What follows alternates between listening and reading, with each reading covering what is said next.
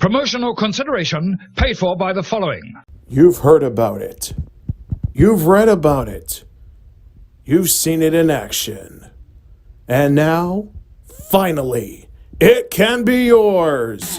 Now available at StoneAgeGamer.com. The EverDrive Game Gear X7. Inside this little tiny cartridge, you can play the complete libraries of the Game Gear, the Master System, and the SG-1000, along with brand new save states. Save anytime, anywhere. So what are you waiting for? Supercharge your Game Gear today. Order your EverDrive Game Gear X7 now at StoneAgeGamer.com by following the link in this description.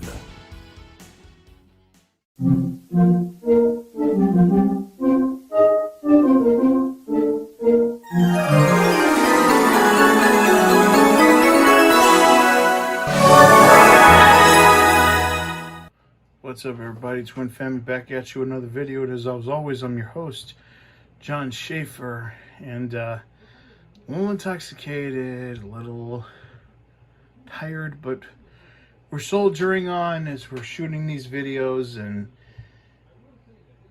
you don't know, it could be a couple weeks from now, a couple days from now. You just don't know, because all you know is when you're watching this video. So we got here a Sega Dreamcast. This is part of that bundle, and I'm starting to see a little bit why I got the price I did. It is kind of a little bit of a disappointment that the Dreamcast is yellowed. I was not told about that, but luckily for me, I plan on actually changing the shell, or at least retrobrighting it, so I can do that. Looking at either the 128-bit shell or the skeleton shell, like someone actually made the This Is Cool for the Dreamcast that was on the Saturn. So, but this thing has the clock mod on it, and Dreamcast is an expertise that I have tremendous knowledge of, because when I first moved back to Elizabeth, where I lived for so long, basically when I escaped my parents back in 2004, some of my part-time job was actually cobbling together, Frankenstein together different Dreamcasts. Because this console is so user serviceable, and you'll see what I mean in a little bit. EB just had a whole shitload of these in 2004. They were going for $20 a pop. Obviously, people were buying them. I would buy, and this just show you how many they had, I would buy at $20 like 10 or 20 of them, and I would cobble together out of maybe those two. I'll give a better number, 20, and out of those 20 systems, I would cobble together about 10 or 12 working ones, and then just refund those out to EB Games, those 8 that didn't work, and I would sell off the 12 that did. And I would sell them for like, you know, 30, 40 bucks. I know EB was selling them for 20, but you're not guaranteed a working system like I could guarantee one. Plus, I also include some burnt games with them. This is back in 2004, so that's years ago, like 15 years ago. So the manager at EB actually was getting smart to what I was doing after about a month I was doing it. And he said, look, you know, you're not in trouble. If I can source you systems from corporate, could you do the same for us? He's like, I'd be willing to either pay you out of pocket or under the table or give you store credit. So I said, fine, what the hell? And this lasted for about 6 months. And then they stopped carrying Dreamcasts, and I guess the house had something to do with getting bought by GameStop. I have no fucking idea, but one of the two happened, and it was a good run. You know, I was making about 80, 90 bucks every week from just doing Dreamcasts in my spare time. I would literally just go there, go to the mall, go into the back room. There'd be like a pile of these fucking things, and I would just, he basically obviously send them back to corporate, the ones that didn't work, but he'd be selling good, clean, used ones. So basically, I was their refurbishment for a while for Dreamcast. So if you bought a Dreamcast at Jersey Gardens Mall, anywhere between, I think, like June of 2004 to about December of 2004, chances are I worked on it. So it's like home sweet home, like old home week. The disk drive doesn't look too bad. I mean, it looks pretty good. But like I said, I am a little disappointed that this is yellowed as it is. Especially when this is the main system I wanted, and GameStop, at least you would get a white system. It may be a little dirty, but at least you get a white system. This is just yellowed. So I definitely got to talk to him about that and, see if maybe he can knock down a couple more bucks, because he told me about the chip in the GameCube. The one I showed you on camera. That I knew about. He said the Saturn was missing a battery door. That I knew about. This I didn't know about. So he just said, I found a revision 1. It has the battery mod. So I guess we'll find out when we plug this up and we test it in. The controller doesn't look in too bad shape, but I'm not worried too much about this controller. This is going to be a Player 2 controller anyway, because I literally use a PAL controller. And because those PAL controllers you could find for like $10-15 brand new. There's Sega overmade accessories for this fucking thing, and to the point that as console prices go up, I mean, and now clearly this is $90 with the clock battery mod, and obviously I'm going to be adding a Noctua fan to this as well. These gone up like about almost 5 times the price. So when I started working on them in 2004, but the one thing that hasn't changed is the controllers and the VMUs, because you can get that like dirt cheap, like anywhere you go. Like Digital Press in Springfield has several of the PAL controllers brand new, as well as a lot of brand new VMUs. Those are like a dime a dozen now. They're like, you can get a VMU for like $7. You can get a controller for like 10 to 12. So if you're debating on getting into the Dreamcast, especially with the mode coming out where you could just throw the board in, because for the Saturn, you got to still work with a ribbon cable, and a ribbon cable, as you saw, is a little fragile. However, this is literally just plug and play. It is just fucking unreal what you can do with this thing. So we're going to go to the TV, we're going to turn it on, and we're going to show you it working. All right, so we got the Dreamcast there. We got the controller hooked up. One thing I really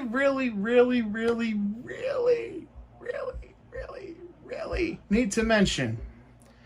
Don't know if anyone's ever mentioned this on camera before. I'm sure someone has. I hope someone has.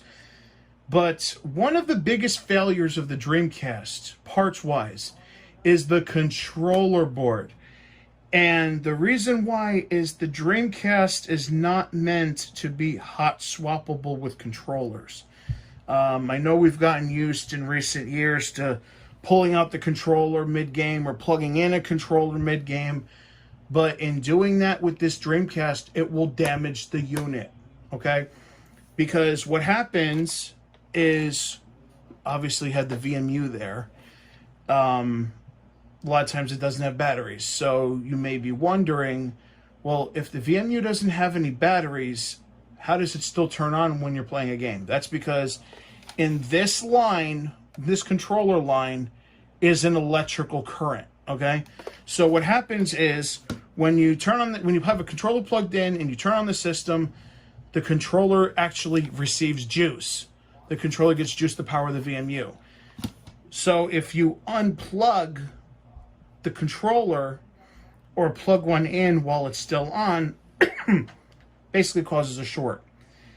And obviously you short out the controller board, controller's not going to work. So if you see a Dreamcast where either the controller is not responding or is finicky, 9 times out of 10, it's not the controller, it's the controller board. Okay? And also the controller board is, ironically, where the clock battery is. So, fun. And I'll tell you, when I worked on Dreamcast, when I like Frankenstein them, swap parts, whatever, the two biggest things that I had to replace, without question, number one was the GD-ROM. Number two was the controller board. So, trust me when I tell you, if you're going to plug in controllers to your Dreamcast, make sure, like if you're going to change the configuration or whatever the fuck, make sure the system is turned off, or else you're going to fry your controller board. And it's not like in 2004 where these things are like a dime a dozen now. And now you're paying 70, 80, 90 bucks for this. You better be aware of that. So we're going to flip over to here. Let's move this a little bit. And we're going to turn this on. Ready?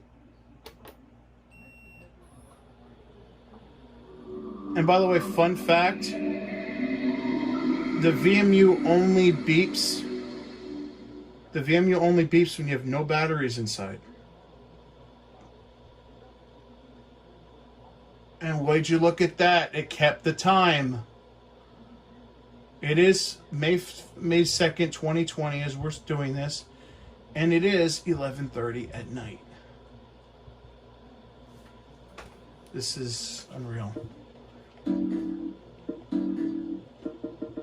But it's not right. Why? The Dreamcast goes by military time. So...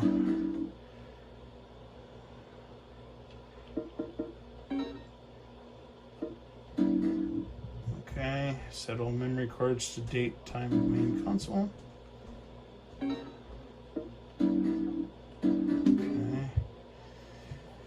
Now, what to test? What to play? You know what sucks, though?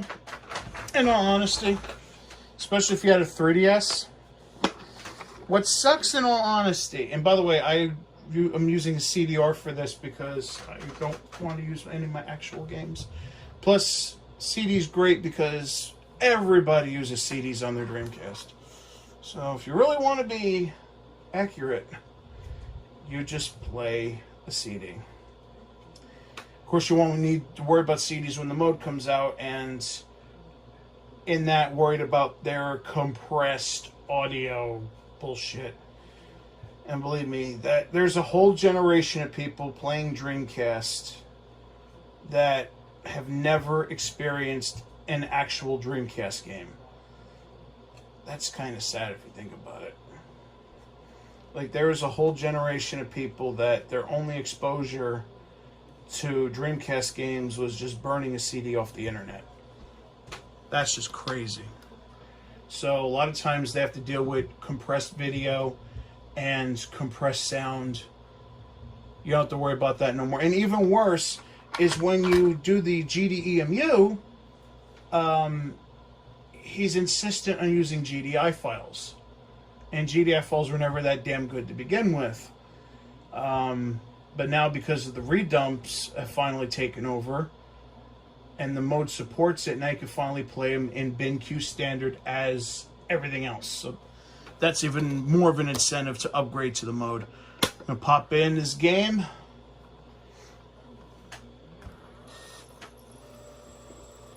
And I can hear some of the purists screaming, "Oh no, what the fuck are you doing? You're going to kill the laser." Motherfucker, everybody's been playing these for 20 fucking years. And besides, this is getting replaced. So, don't want to hear it.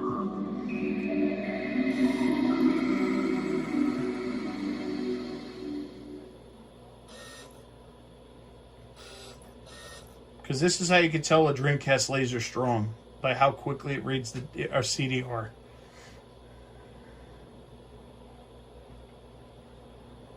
Or how accurately it reads a CDR. By the way, shout out to any person watching this video who was a part of Revive DC. I used their discs for years. And what they did was achieve the highest quality rips possible on the Sega Dreamcast. And just did some amazing fucking work. I mean, a lot of their discs were almost damn near extinguishable to the real thing. Especially a lot of the multi-plat games. Obviously, you could tell in this this intro the compressed video that went into it. You could tell there's a lot of compression, a lot of artifacting. That's not on the real disc, by the way. So I should stress that. So if you're playing on mode, or you're playing on a GDEMU, or you're playing on a real disc, that's not what it's supposed to look like. It's not supposed to look that compressed. It's compressed like that. It's like PlayStation compression. It's like that because the game is fit on the game. Sonic Adventure is actually a 1 gigabyte game. It's a game that almost uses the full size of the GDEMU. Let me lower this real quick so I can talk and it doesn't overpower me. So this is a game that uses the entire 1 gigabyte disc, because GDEMUs can carry, I believe, up to 1.2 or 1.5 terabytes. Not terabytes, gigabytes in space, excuse me. So this game clocks in, I think, at 1.01 gigabytes. So to fit this on a CD, they had to take out almost 300 to 400 megabytes. So they did is they compressed the shit out of the video, and I believe they made the stereo mono. For the Sonic Adventure 2 was even more incredible, because all they did was they split the game onto 2 discs. So they had the hero story on 1 disc and the villain story on the 2nd disc. And you know, I know Sega would Sega's changed a lot. I'm hoping maybe they would let people do this, but I would love to see a book written. Let's get him. I would love to see a book written, just detailing what they shrunk, how they got this shit to work. Because I know for a fact every game is a story. Like, for example, when Skies of Arcadia came out as a burned game, they literally had to invent tools so the game can decompress on the fly. Like, the only reason they were able to fit them on discs was because the entire game was compressed. So as you would play the game, it would uncompress on the fly. So when you go into battle, you'd have to wait a little longer for it to load than a normal disc, because it was decompressing as you were playing. That was a technical achievement. And it makes me wonder if Sega had those people. Oh my god, this controller's nice and tight. Holy shit. Not even my blue one's this tight. My PAL Blue. I'm never gonna reach it in fucking 2 minutes. Fuck that shit.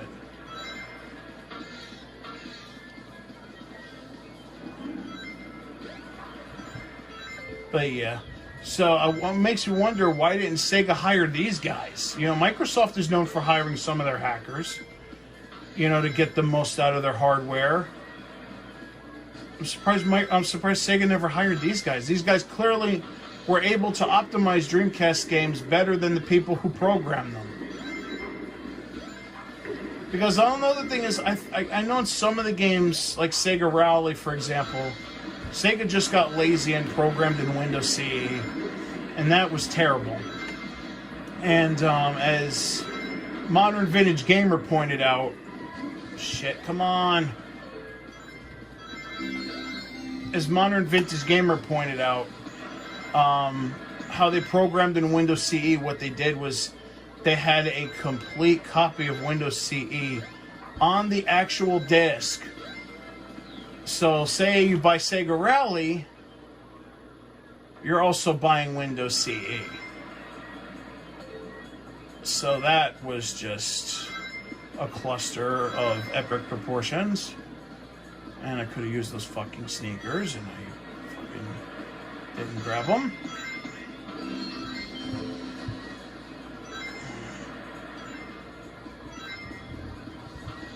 We got 20 seconds to reach, 15 seconds to reach it, excuse me.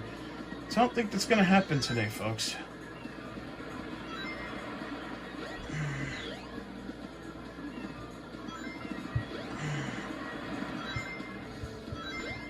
And it sure the hell didn't.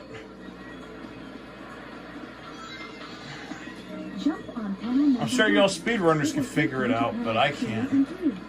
Jump as soon as you land on a panel, or else you'll fall. There's got to be a shortcut somewhere. Because remember, the whole level is surrounded by water. There's got to be a shortcut somewhere. So let's try another one. But yeah, so every time that you play one of these games that had Windows CE on the disc, the entire version. That was a lot of fun, I'm sure. Instead of porting just straight Model 2, I forget what the fuck Sega Rally is. I think it's a Naomi game. I want to say Model 2, but I'm pretty sure it's Naomi. But either way, they should have just fucking... Yeah, it's loading.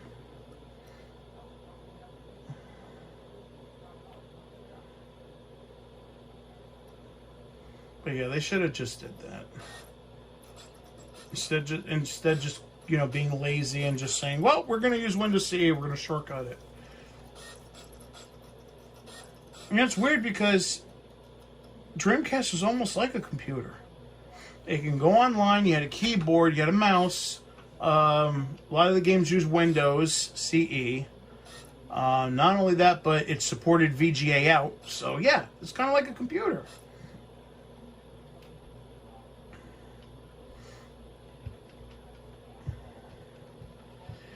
And by the way, I'm one of those people that subscribe to the fact that the Xbox is probably a Dreamcast successor. I think it's one of those where Sega saw what they were doing. Like, Xbox modeled itself so much after the Dreamcast. And once Sega saw what they were doing, it's like, you know what? We could do this, yeah. Because I would say this, and call me a conspiracy theorist. If the Xbox wasn't a thing, if the Xbox never happened, I think Sega would have held out longer. I think Sega would have given it a good hard go. But once they saw Microsoft was getting into it with a better version of their hardware, they probably said, fuck it, and, you know, let's team with these people.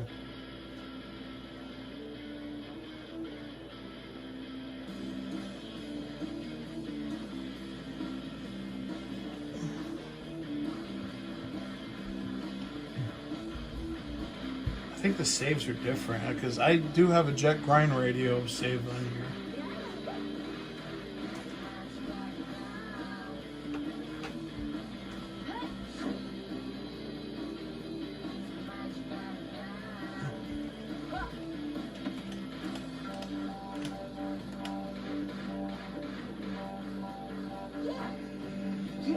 But you know, recent years, I've been struggling with the Dreamcast controller. It's weird because I basically played it for years, to the point where I had to get one of those caps for the Dreamcast. They actually make silicone caps, and I had to use that.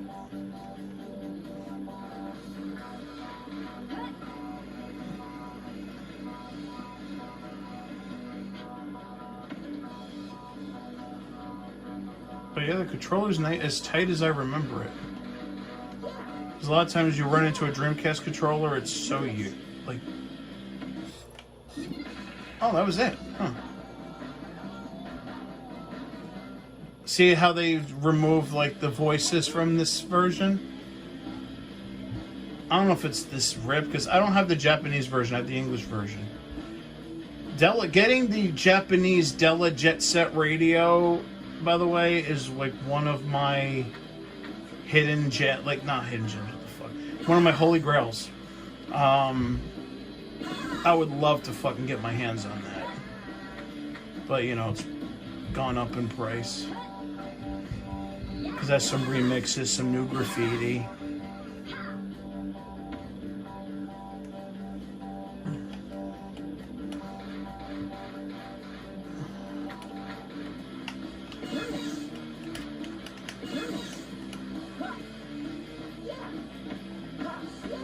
Damn it, get up there.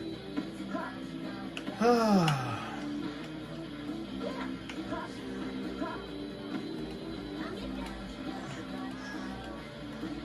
was trying to be too fancy on this one.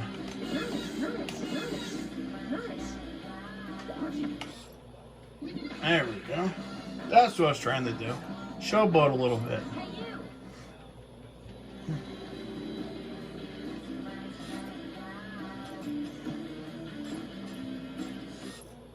Oh, his shit's harder.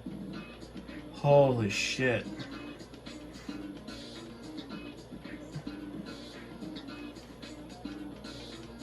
This will really test the controller, though. For sure.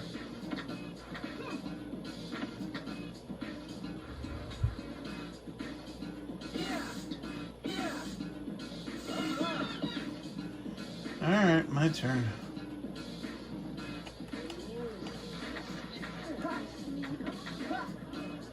Ah, shit! It fucking fell. Damn it.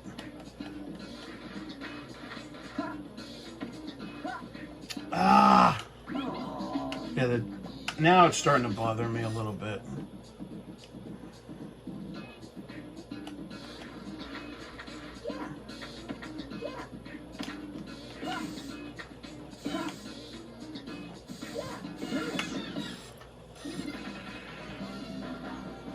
That's one thing I never understood, by the way.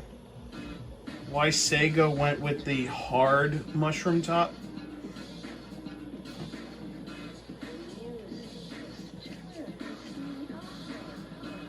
This one's a pain in the ass to do. Like, for real.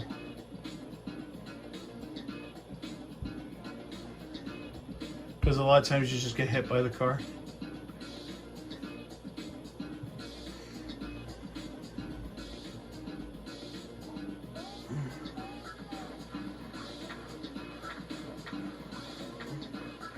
I love how they gotta slowly grab the cans. I thought this point was supposed to be at a time limit.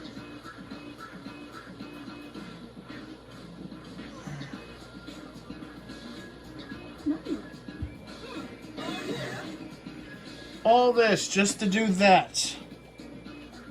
Oh, brother.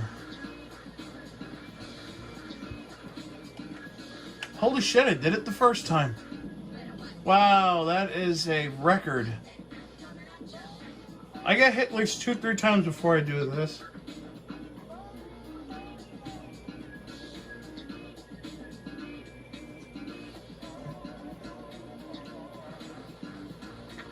But here's the thing.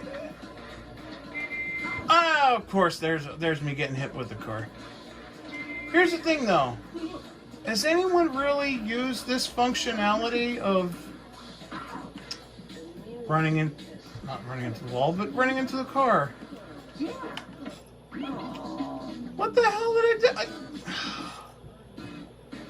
I did it right, didn't I? See what I mean?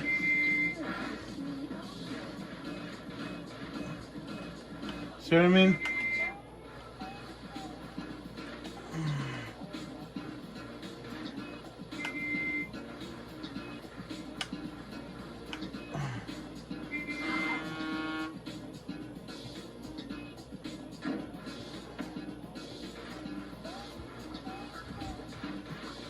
wonder if I could cheat it.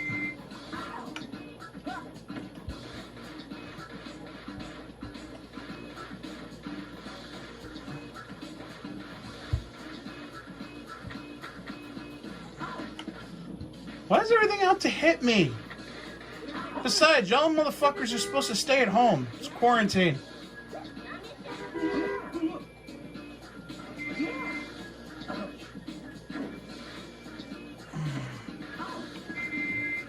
All these motherfuckers not ignoring the stay-at-home order.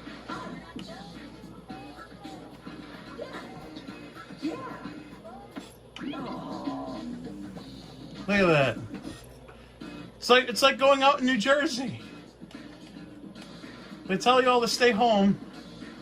Oh, fuck that. I gotta go to the beach. I gotta go to Home Depot.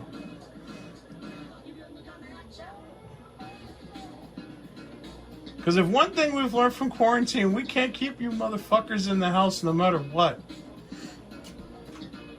That's for sure.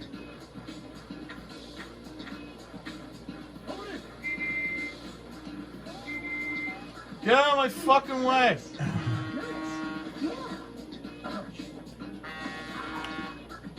Really? I couldn't go through the tree.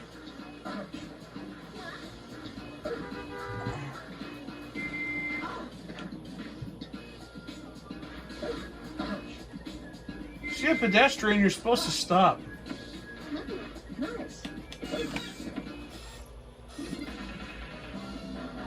The last part, believe it or not, is actually a hell of a lot easier than that.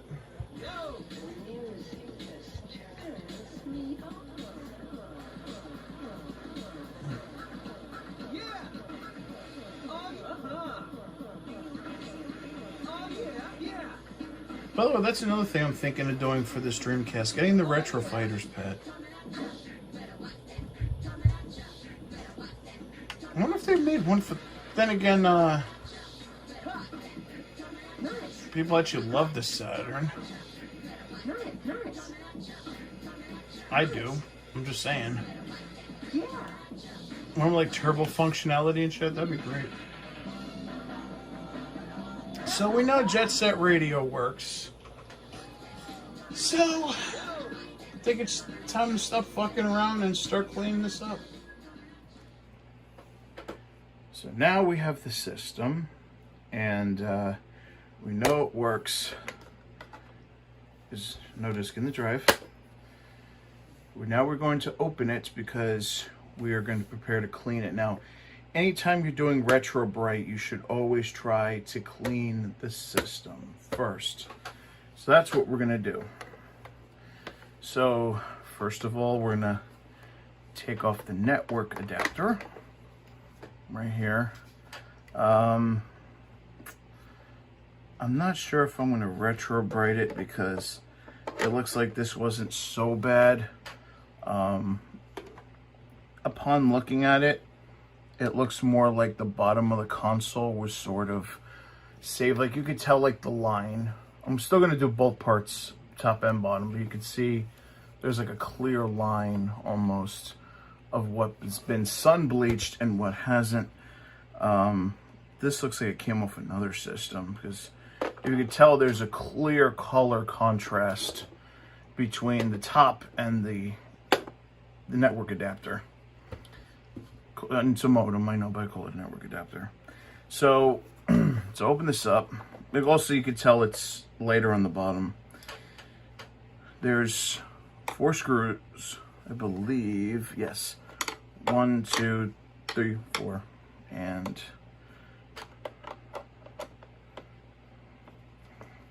it's one of the reasons why you need to remove the modem, actually. Should have brought my ice cube tray, but I didn't. I think these are all the same size, if I remember correctly. Could be wrong. Probably am. By the way, this is manufactured in May of 2000. I don't ever remember the Dreamcast really having a serial number. Like I said, it's been a long time since I've opened one.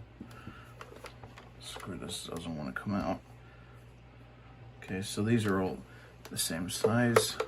I'm trying to keep it under the camera.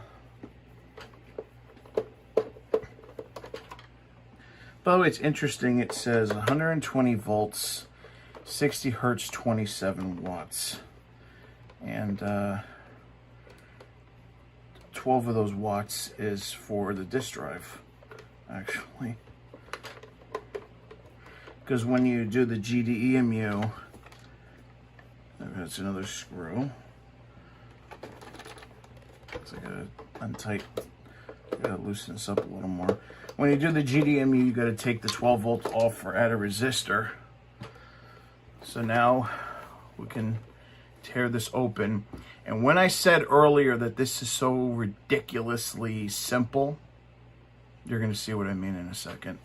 Just make sure this is still rolling. Okay, make sure, so I really can't see what I'm doing on the camera. So I'm gonna have to take my own word for it. So we take the top off. Not too bad. This styrofoam I'm just gonna take off because it's just literally just one piece of glue in there and I can redo it. This would have to come off. This would have to come off. This definitely. This, for the door, this is going to be replaced with the Noctua fan mod, so I don't have to worry about that too much. But as you can see, it definitely needs to be cleaned. I'm going to put that to the side over there. And as you can clearly see on the bottom here, trying not to touch the power supply too badly if I can help it. It's been, the clock has cut, sorry, late at night. Clock battery's been replaced with a holder. So now if the system clock goes bad, I could just pull the battery out, pop a new one in, and be totally fine with it. And of course, this is the fan that we're also going to replace for the Noctua. We're not going to do that right yet. We're going to take our time with that. Now, the whole thing we're trying to do is, since, well, the bottom isn't yellowed so much, but we just, well, that does do that, by the way. It's literally just, it's a word for it. I'm trying to figure out what it is. It doesn't look too bad on the bottom. Just the top looks bleached. And of course, the controller ports, so that, yeah, this is gonna have to come off for sure. So we're gonna try and do this as gently as we can. Real time, by the way.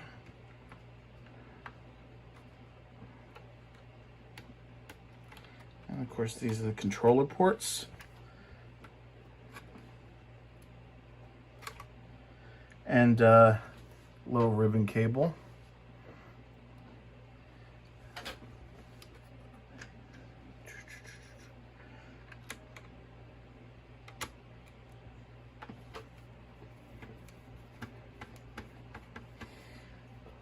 Hopefully you all can see the whole system. Let me just make sure you are. Yeah, you should be. Okay. So I want everybody to see the whole thing. Don't want any part blocked out. That's why I tried to raise the camera. Part of me wants to redo the LED light, you know, have a new color, but what the hell is the point of that?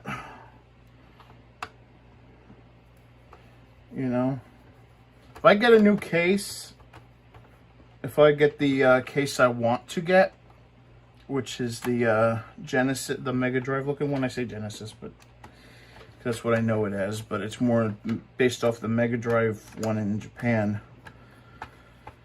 Then I would definitely get that.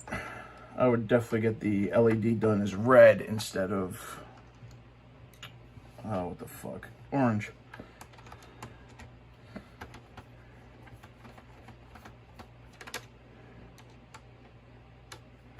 This one's a little loose, so I might have to pull out the whole board. And we're gonna try to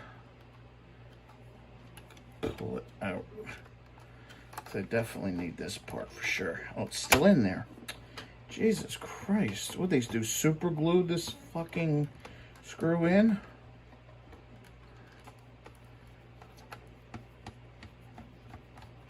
There's only so much you can unscrew that damn thing.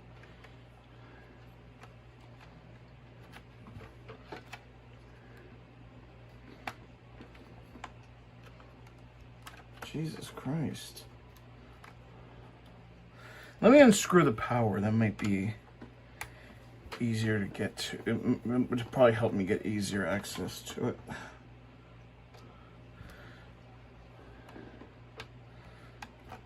It's been discharged for a couple days. That just went in the system right there. I still don't want to fully try it, you know? Try to be as gentle as I can be.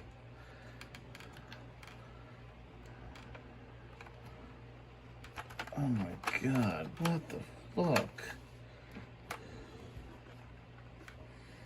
It's almost like this is super glued in here. It shouldn't be that, I mean, it's spinning, it's loose, but it's not coming out. Oh, what the fuck this guy did? Because it's supposed to come out.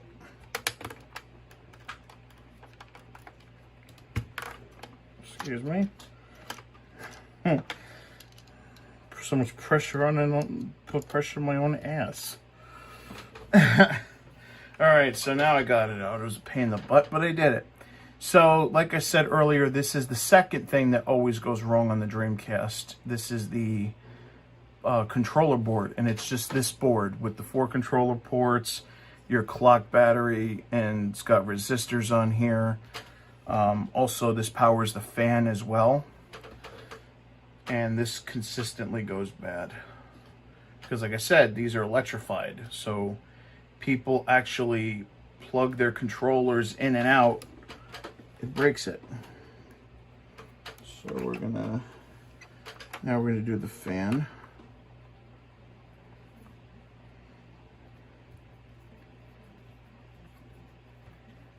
Take that out.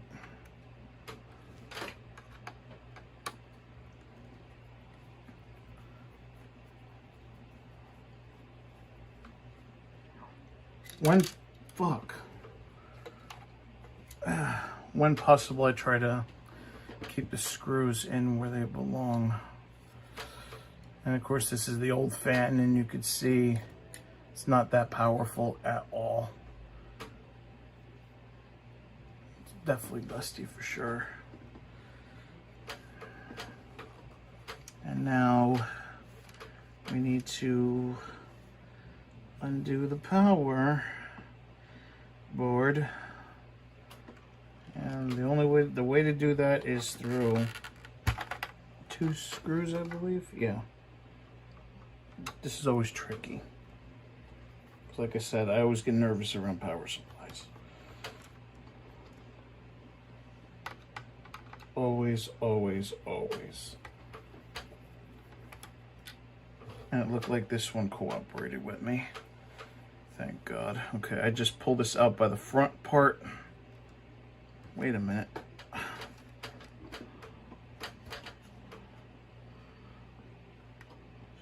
Should be only 2 screws.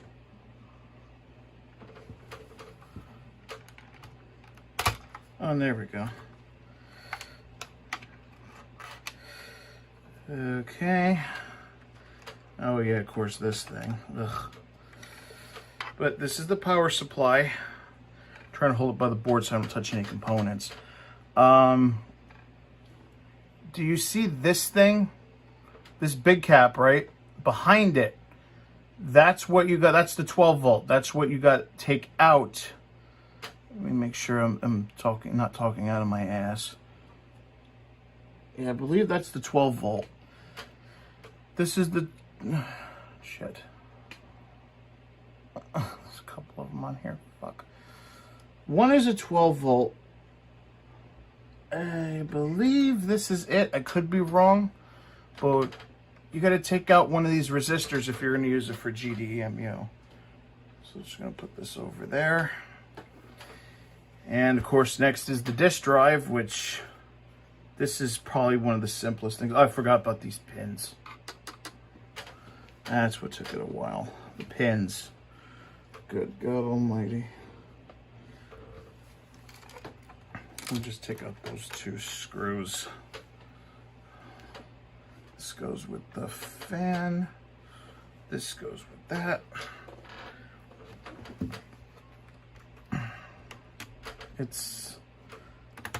I don't really mind if this thing goes like that because, like I said, we're not going to be using this for too much longer, so.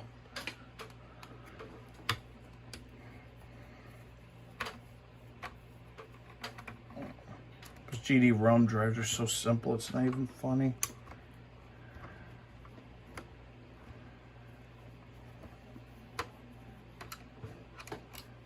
And besides, when we get the mode, it's going to be replaced anyway, so, you know, because of shit. I think that's all the screws.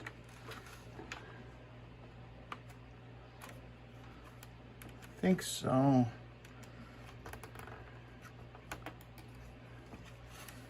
This thing's ready to come off. But yeah, that's how ridiculous easy it is to take out the disk drive. Because the disk drive in the Dreamcast is basically cartridge. So it's literally plugs into, there's no ribbon cables, it literally plugs into the Dreamcast by this. Which, ironically, Nintendo would literally steal with their GameCube console. And under here you can see the, try not to open up too much. You can see there's some dirt in there, so I'm going to definitely compressed air that for sure. But there's definitely some dirt in here. And as you can see, I don't know how well you can see it, but the cog here is starting to dry rot. See how it's starting to get yellowed?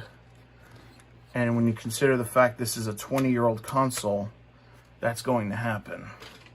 And by the way, under here, I believe is a controller board for the GDEMU. That's one self-contained unit.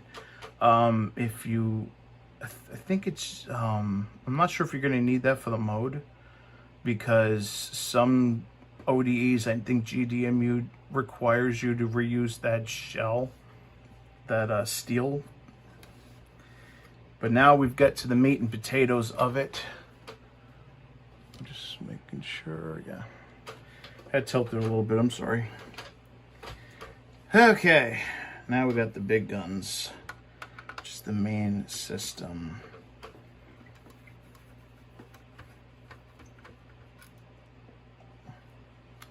I'm trying to keep these in order. Because the purpose is that we want to get the shell completely. So we don't want, we also got to get the controller port cover out.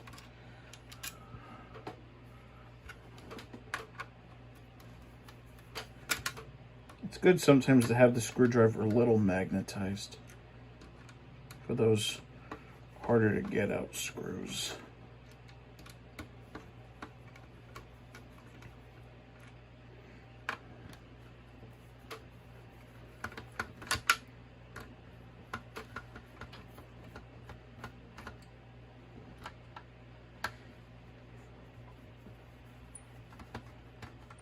I believe we're getting to the ports now.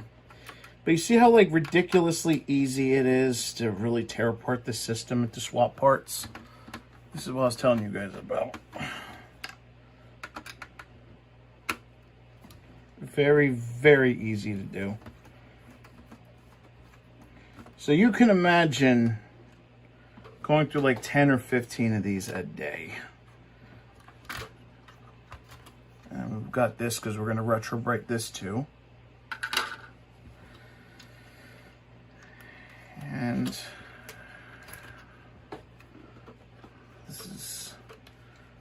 the hardest part, getting the whole board out of the shell.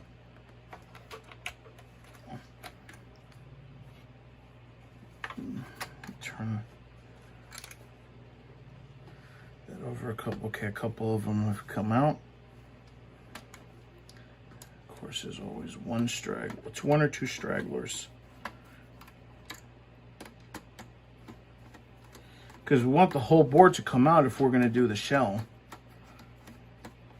And that's if you're going to retrobright the shell or you're going to put a new shell in. Same thing. And now, here's the shell. And of course, ABS plastic. Our old nemesis. Now, probably, well, most definitely going to cover up the Dreamcast logo on there, and this with painter's tape, so I don't wind up retrobrighting that too, because this part doesn't really need it that much. Just on the sides, on this side, because the bottom is white. So probably very minimal to the bottom. The biggest offenders are this and that shell. But as you can see, we have the bottom shell. And I don't think those are heat sinks. I think those are brackets.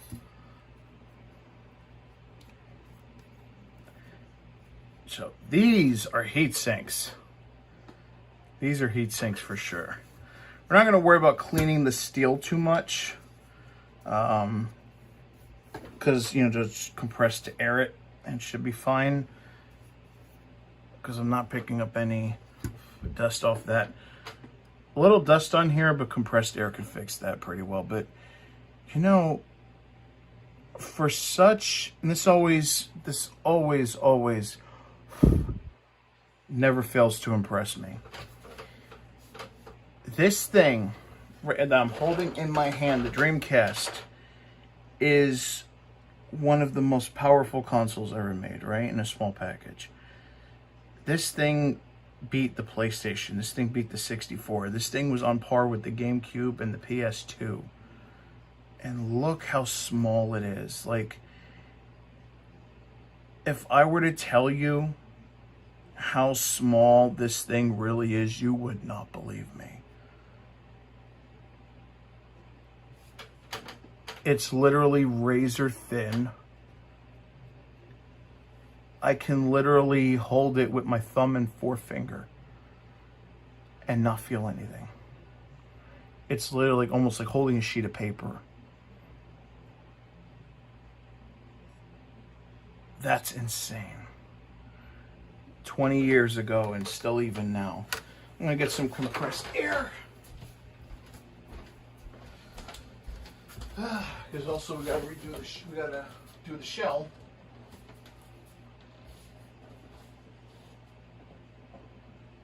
And to be honest, that's sort of why I'm doing this. So this way, whatever I take out, I can put back in.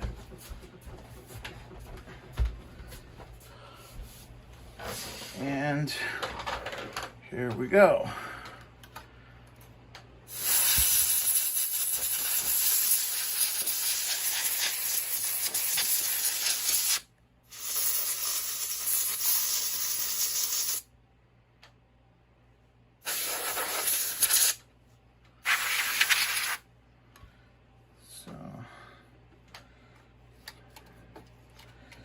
Got to make sure the screw holes line up and that these line up.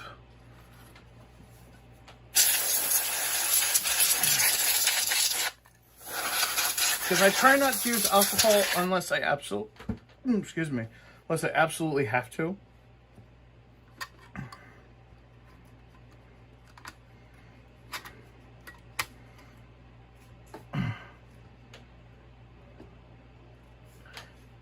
But as you can definitely see, the biggest weight is the shielding. The shielding weighs a fucking ton. Almost like they were trying to overcompensate for something. Like people wouldn't take it seriously if they saw it was this little dinky board. Put this over there for now, because we also need to work on this too. And this is the top shell. And I can't lie, this part always makes me nervous. But this part has to be done, because this is where the Noctua fan's gonna go. I'm not gonna worry about retrobrighting this. I don't think I have to. I don't even think you can retrobright clear plastic. So, because I never really did the shell too much, because like I said, my expertise was more of the, I think that's a jeweler's screwdriver. My expertise is more the hardware itself, so I never have to worry about that, ever.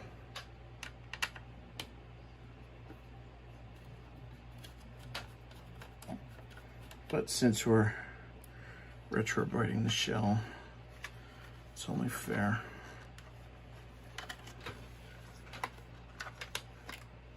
Okay. We don't have to retrobright any of these things. I mean, first of all, it's black plastic. Well, this one anyway. I know it's spring loaded, so, which also makes me nervous. I'm just gonna leave the spring like that. I'm not even gonna touch that.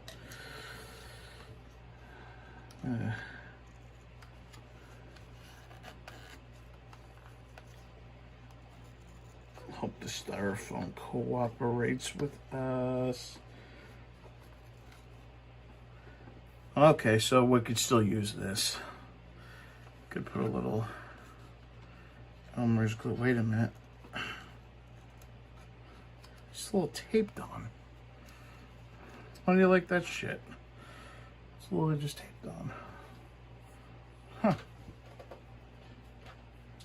About that. Okay. Now the clear jewel.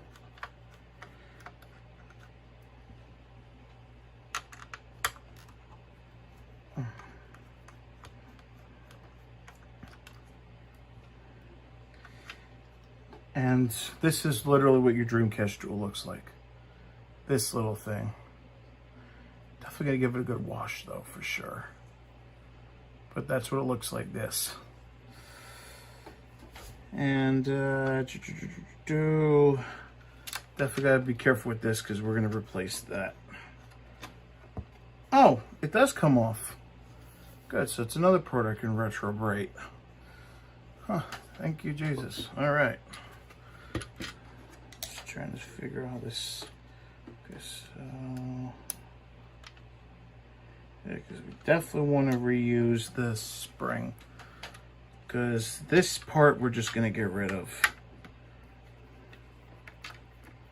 Well, not like throw it out, but put it in a safe place, because eventually I do want to get a new shelf for this.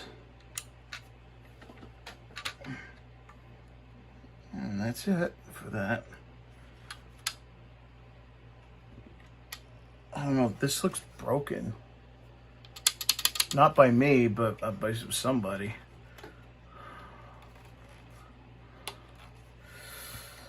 By the way, for something like that, this always comes in handy. Pop it. Because we also got to retrobright the buttons as well. So I start the initial thing with my fingers and use the screwdriver to pop it out. So, here's the top shell. Here's everything else. Even if we have the streaks on it, it's still not going to look as bad as, well, it could look. So, but you could tell, at least from the inside, because the inside's not really retrobrighted. I know there's, the these foam things on the disc, but I'm gonna painter's tape those too. But you see, you really don't have to worry about that shit. We don't have to worry about retrobrighting the modem because the modem's the right color. Just this stuff. So now we're gonna clean it up, scrub it up, and you're gonna see that done. So here's the aftermath. And if I don't touch this shit. By the way, just want to put this shit over here. See all those screws, all those different kinds of screws. This is exactly, this should be an advertisement for why it's good to have an ice cube tray handy when you're taking stuff apart. Because all shapes and sizes, you could do it in steps, like the lid has their own screws, the fan has their own screws. I didn't clean the fan yet because, like I said, we're going to replace it with the Noctua fan. We're going to replace it with that shroud. Disk drive.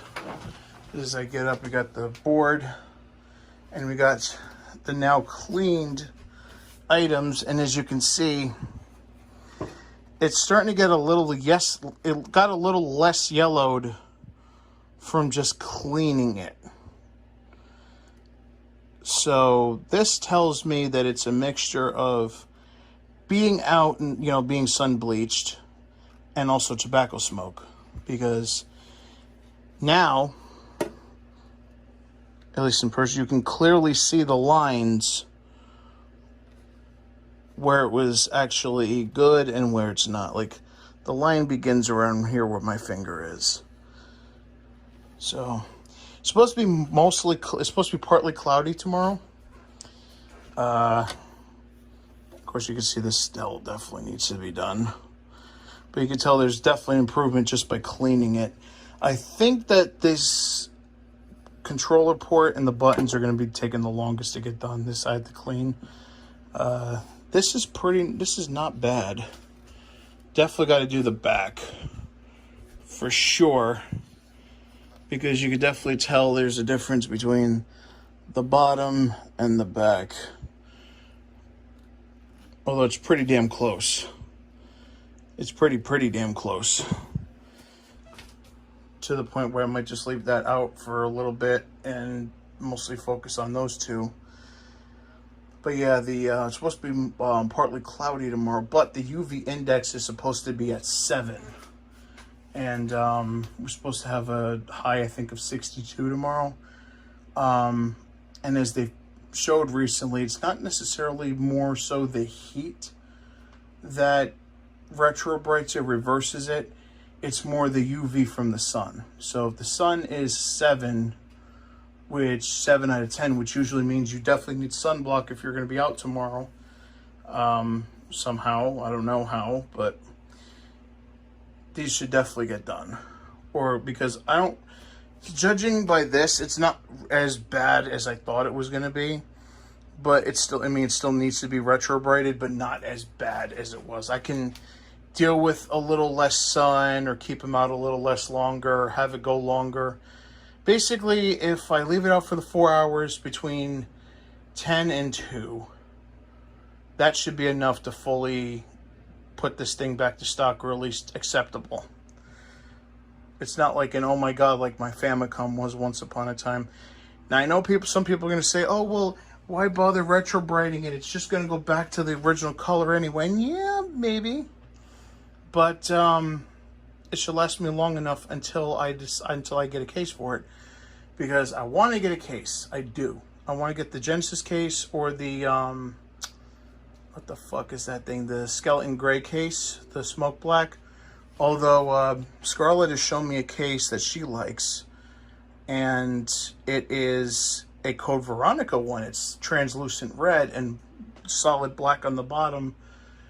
But unfortunately, some of the people I'm looking at don't have it in stock. And with this coronavirus thing, who knows how long it's going to be before I get it. Because it's kind of hard to justify paying $100 when including shipping from Australia, when you don't know how long it's going to get here. I mean, I talked to one of the dudes on eBay that was selling them, and he literally told me there's a 6-week wait. Like, that's in, I have to wait 6 weeks for the damn thing to show up. Because usually EMS, you could do air travel, but a lot of countries have restrictions on air travel, including ours. So that's one of the reasons Priority Mail is taking so long right now, is because they actually have to drive it. And also with fewer flights for airmail, for stuff that has to be sent airmail, it's taking longer, to the point also where if you're sending packages to the UK, they're going by boat, they're not going by plane. So imagine having to pay for expedited express shipping only for it to have it to go on a boat. So you can see why I'm sort of trying this for now and holding off on getting the shell until things calm down. So what a lovely mess we made. So I'm gonna go clean up, get some sleep, and in the morning we will see you outside. Well, we left them out here to retrobright. I could see already it's a hell of a lot of difference. Not too much on the controller ports, but whatever. Obviously the bottom was a little whiter before, but it's whiter now again. Yeah, my aunt's checking the lawnmower. I'm sure I missed a spot or two, but overall it's not looking that bad. At least temporarily, until I can get a case. It's around... Holy shit, it's actually starting. I'm stunned. Yeah, this fucking thing over there, we bought that, and it wasn't starting this morning. No, I'm shooting a video. You're on video. Well, your voice is on video. So we got the sun, it's starting to die. So, because it's partly cloudy today, even though it's a little nippy out here, the UV index was 7 out of 10, so it needs UV light rather than heat.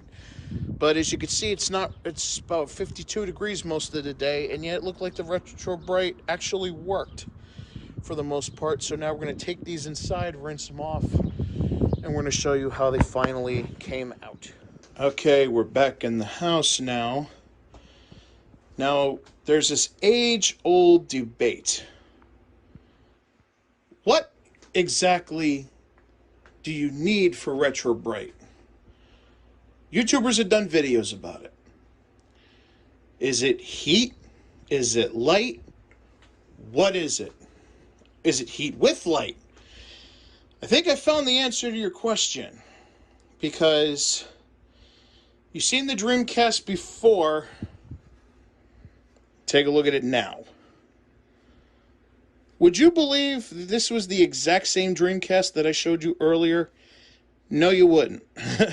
And there's some spots, like in this little bit of controller port, but unless you're really looking for it, you're not going to see it. And Scarlett pointed out a little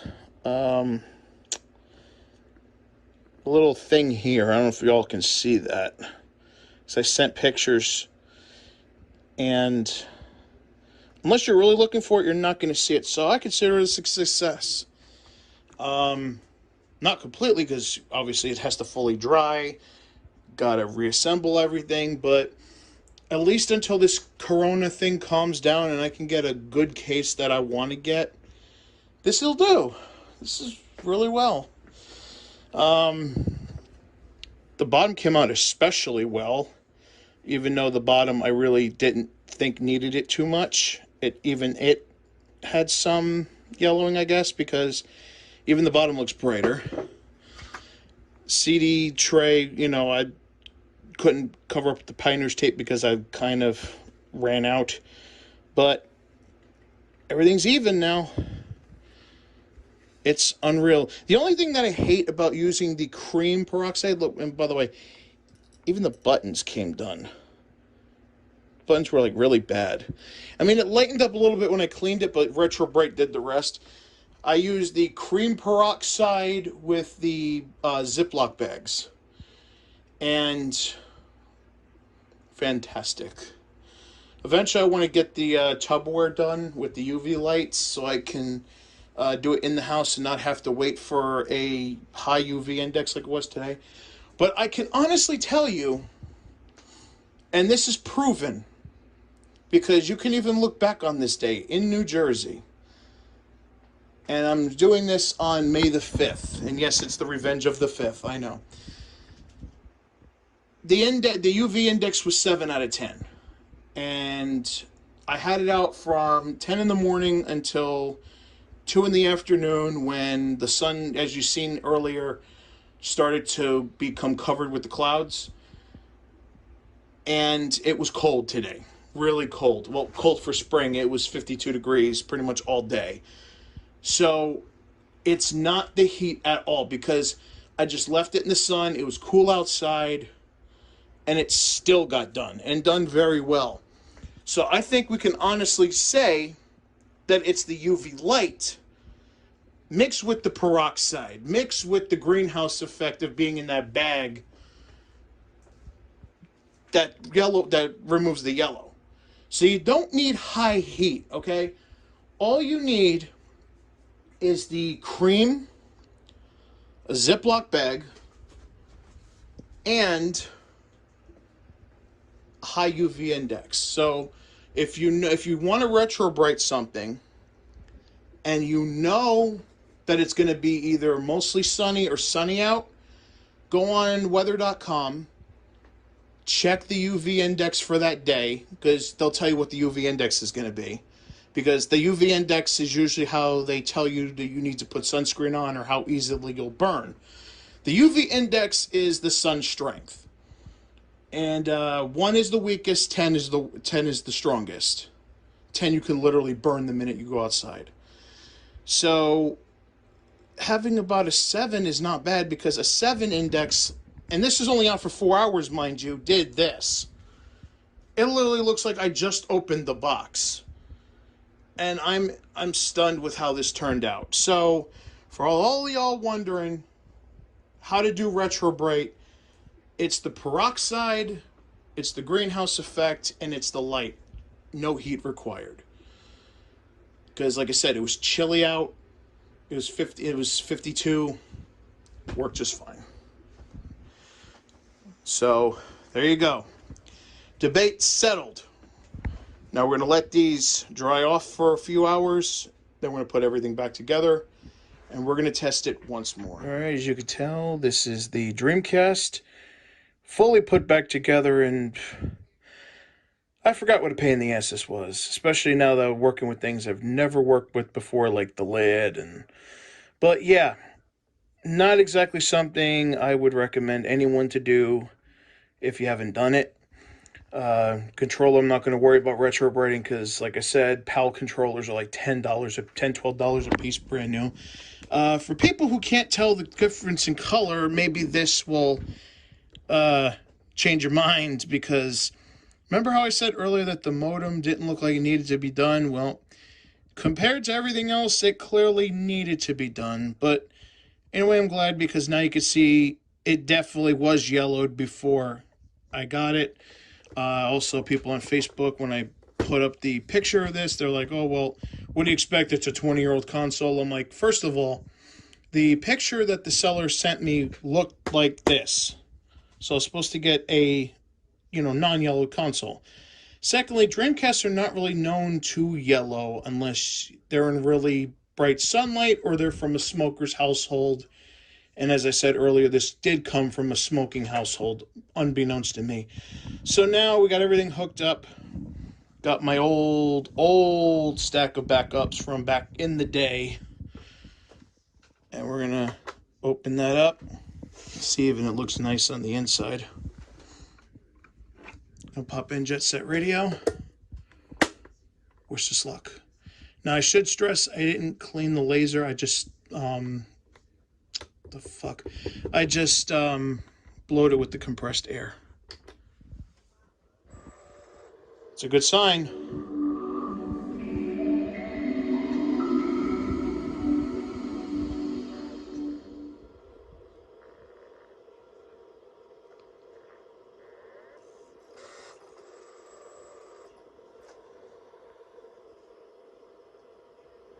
Oh, of course, I had to set the time. I figured that much because it was not powered for a while. And wait a minute, it's not detecting in the controller because the controller would beep, and it's not. The fan's working. So I'm trying to figure out how the hell the controller's not working.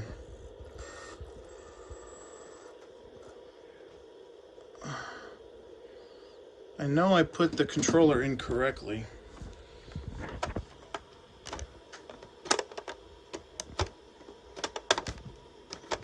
I know I told you guys not to do it, but I need to hear a connection. And I'm not getting one. Huh. Maybe I put the only thing I could think of is I put the ribbon in backwards, but take this apart, figure out what I did. Here in front of the TV where I do my capturing. And there's the computer where I edit. So, what happened is it wasn't working in for good reason. The capacitor decided to blow. So, literally what happened is I had to take it to someone I know. He had to replace the cap. He replaced it with a quote-unquote self-healing one. Also, the controller port was oxidized. Seemed like the sent me a picture. It seemed like the resistor wasn't in all the way. So that must have came to me like that. But supposedly everything's fixed. Now we can finally test this damn thing. So here goes. I still don't hear oh god, I still don't hear anything.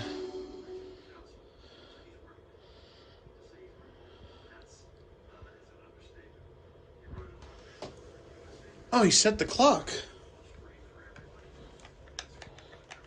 The controller still doesn't beep. Jesus Christ.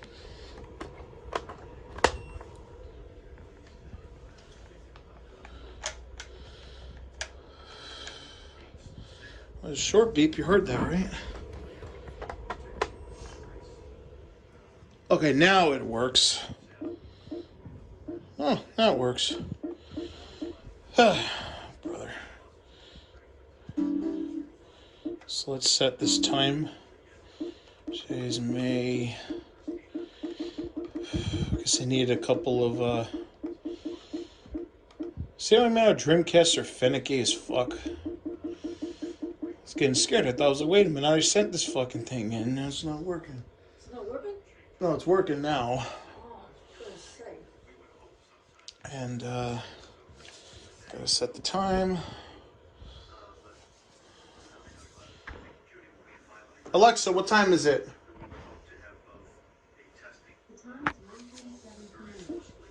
Thank you.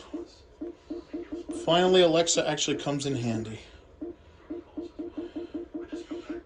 37 p.m. I think this bitch said.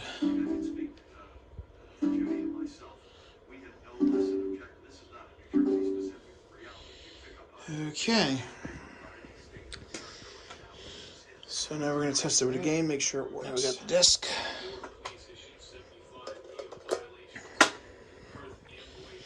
Here we go. Hopefully this works.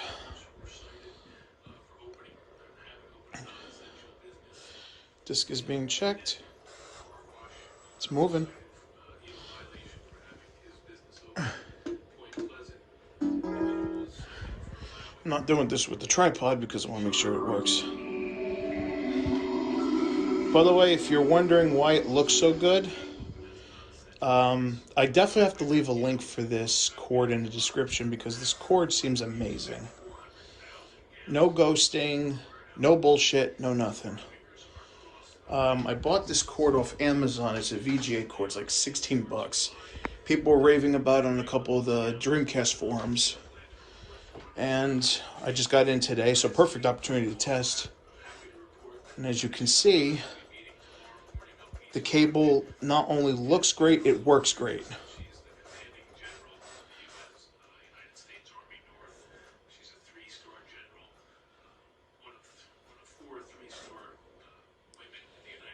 And also it's the correct aspect ratio, which is perfect.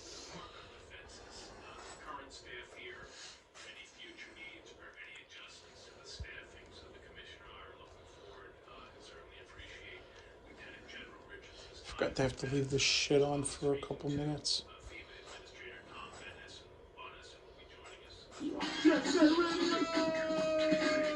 Oh my god, that looks beautiful. Look at that. And this is through the OSSC. Well, other than the controller port being a little finicky, maybe I'll just take it there, have it cleaned again a little bit, I guess. But I'm going to test this for a little bit, but for now I can consider this a success. And we will see you the next time. Peace out.